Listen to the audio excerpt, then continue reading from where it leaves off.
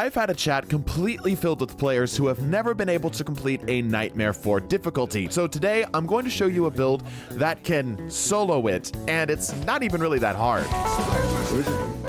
In case you've been out of the loop, Blade is absolutely insane in Nightmare 4 difficulty. Like, he's very good in the lower levels, but he absolutely goes from being S tier to SS tier in Nightmare 4. And I'm gonna show you this build here today so that you can finally achieve that Nightmare 4 completion, and you might even be able to do it solo. So, to start ourselves off, we're gonna be exclusively focusing on Blade's red tree. Now, if you already know where this is going, great! I hope you enjoyed this video. Be sure to subscribe, and I'll catch you the next one.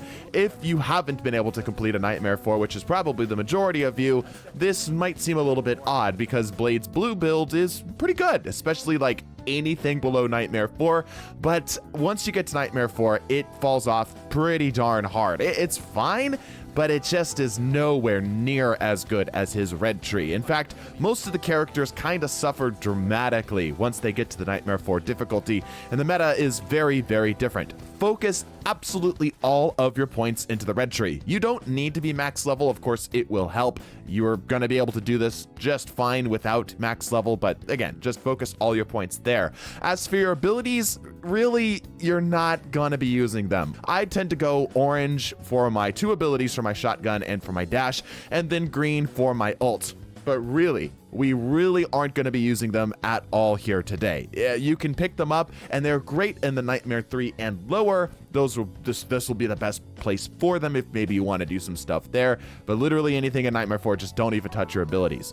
All right, so now let's talk about the difficult stuff, and that is with your cards with Konshu's blessings. Because, well, in Nightmare 4, you don't get a lot of time to think outside of these small fractions of time that you do, and then you still have to go really, really fast. That's one of the major points of difficulty with this, is you really have to know how to pick very, very quickly. And Blade is very picky to get his build to work. However, if you can pick correctly, it will absolutely shoot to the moon. And it's not a pun. The damage is insane. Literally, I have a friend in my Discord who's able to get 4 billion damage on Blade while we were all competing with him on some different characters. Blade is literally just that good. More if you're going more solo, if you're carrying harder. So like I said, focus exclusively on your red tree. The perks and such are great, but we're really not going to be touching them. We're just going to let them passively increase Blade's attack speed and damage of his sword specifically. It's absolutely critical that you understand that you must stay in your Bloodline Awakening mode, your Vampire mode, the moment you spawn in. If at any point you go down for whatever reason, you absolutely must remember that when you spawn in, you immediately hit your Vampire mode. This gives you the increased attack speed, which allows him to go, again, to the moon, and it also gives him the survivability he needs in order to, well, survive, as well as the damage or the speed boost, actually pretty nice as well. It's a good little addition to him that really makes him just go absolutely insane.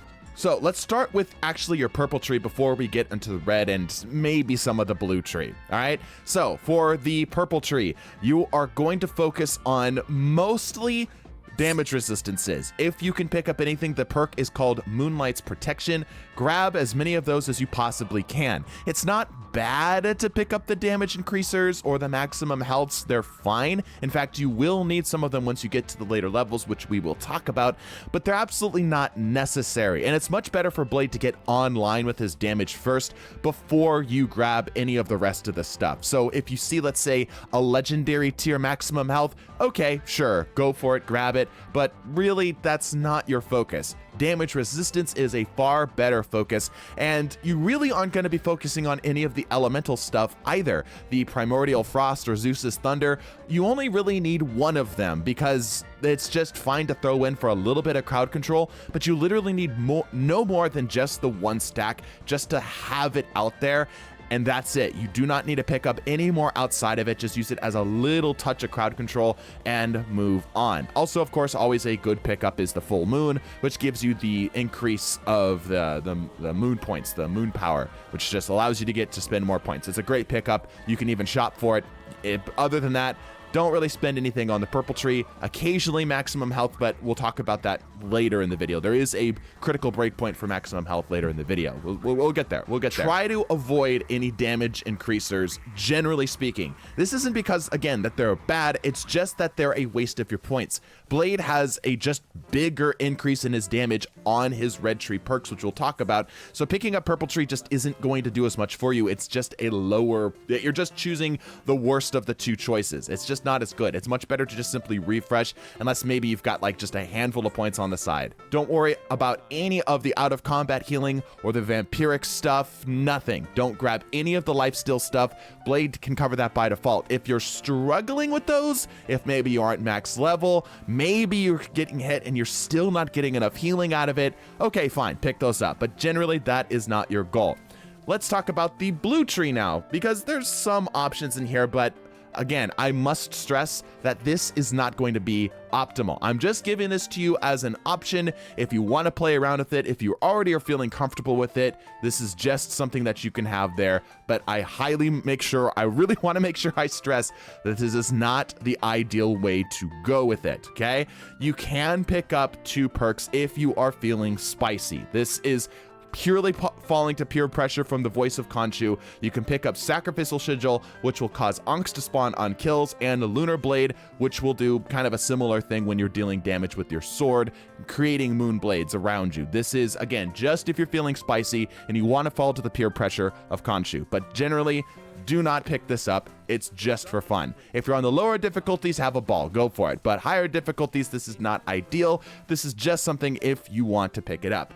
All right, now into the real meat and potatoes of this build, the red tree. We're going to be focusing as much points as we possibly can, as early on as we can, in order to get into this red tree. The primary things that we're focusing on is range, damage, and speed. The name of these perks are On the Hunt, Swift Edge, and Sweeping Edge. All 3 of those are the high priority focus. You're going to shop around and continue to refresh your shop until you can get those to pop up. The shop is going to beg you, just demand you, that you pick up some of the blue and the purple trees that are not what you're looking for. You must stay strong, brother, and continue to refresh until you can get those. Those are the things that make Blade really, really come into his own. Each of these give bonuses to his primary attack, which is going to be your sword, of course, in the Bloodline Awakening mode and his vampire mode. And because of the amount of damage you're going to be dealing, your natural vampiric healing is going to be more than enough to survive pretty much anything. There is a major cutoff point for your health. Once you get about to wave 5, you can start to focus in a little bit more on your maximum health and begin to build it up. But there's a sort of cap that you really want to stop at. At around the 14,000 mark, you should pretty much hard stop any sort of maximum health increases. At that point, you are good, but make sure that you are prioritizing your damage first before you get there. You need to make sure that your blade is able to kill stuff before you can focus on him just simply staying alive. 12 is pretty much your good. 14k if you're feeling really, really careful, paranoid. That's a good place to stop. Anything past that, you are kind of wasting your points because your vampiric healing is going to keep you alive outside of it with ease. Make sure that you avoid on the red tree, so do not pick these up. Do not spend your points on these. Anything that gives you bonuses to your dash, your Daywalker dash, or your ult. You may pop your ult for fun, as you will see me doing as we're having just a good old time with this, but you do not need to use it. In fact, it is more likely to get you killed than not. So generally, like I said, we are not going to be touching any of his abilities. We are just going to be solely focusing on damage in vampiric mode with his sword. You do not need anything for your lifesteal, dash, or ultimate. Actively avoid those. You are going to be refreshing. It's not even worth picking them up to get you to the 2060 or 120 mark unless you just have spare points to spend and maybe you're not on Nightmare 4. At that point, sure. All right, go ahead and pick up a couple of them. All right, what about in-game? There's 2 things I really want to make you aware of. Well, kind of 3. Okay, 4. First off, you really need to get comfortable with figuring out where Blade's range is, because there's no great visual indicator for how long his sword is actually reaching out and hitting targets. So get a good vibe for where this is. and then just set yourself accordingly. If your damage is good enough, you can literally stand in one spot while hordes of zombies come at you, and they literally won't be able to kill you, as you effectively create a bubble of damage around you, that so long as they can't reach you, you're fine. Range damage, maybe that's a problem, but other than that, you get the picture. Anything melee range is not going to be able to cut you down. If you are with a team especially, you want to make sure that you're keeping yourself moving and keeping an eye on your back. It's not the horde of zombies that's really going to get you. It's the small little chunk that closes the door behind you from your Thor, your magic, or your other blade that's rotating the map alongside you, or maybe counter to your rotation. Make sure that you are keeping an eye so that you do not get stabbed in the back and then go down. Second thing, if you are fighting the Namor and Wanda fight, focus down the Wanda first. This seems sort of counterintuitive because Namor is sort of like the first hero or boss that you face, but he just takes far too long to get out of his invincibility mode, and it's better just to simply focus down Wanda. Third thing, when you get to the final wave, the wave 20, spoiler alert ahead, full spoilers. If you want to see this for yourself, you want to get to wave 20 for yourself, and you do not want to know what's about to happen, click away now, subscribe, I appreciate you. Okay, when you get to wave 20, 2 Wandas are going to spawn. Make sure that you are trying to damage both of them as equally as you possibly can.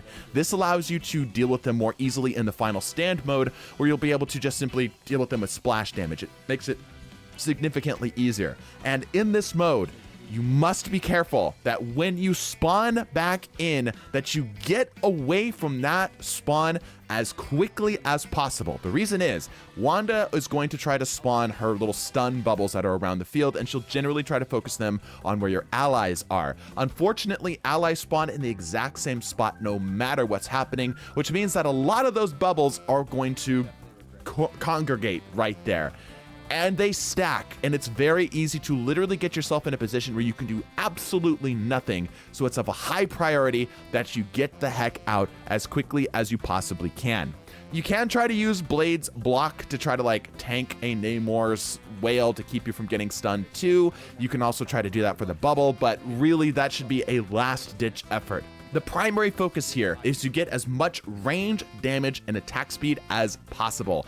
Damage resistance as far as you can go. Maximum health up to the 12k mark is necessary for the final round. 14k if you want a little bit of extra wiggle room. And the natural healing stays up from your vampiric form.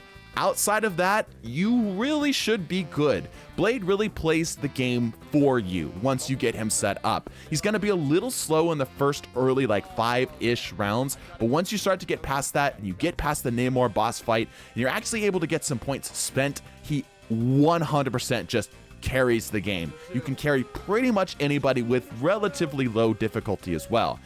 It's of my opinion that he's actually too good. He might need a nerf, but I doubt that that's going to happen because it is a limited time mode. But if they do plan to doing this in the future, Blade is just so ridiculously strong. He's so good. If this helped you out at all, let me know with a like and a sub. Hope you guys enjoyed. I'll catch you guys in the next video. We'll see if you guys are still interested in this, so just let me know in the comments if you want to see more videos on the Marvel Zombie stuff. Bless your faces, and deuces.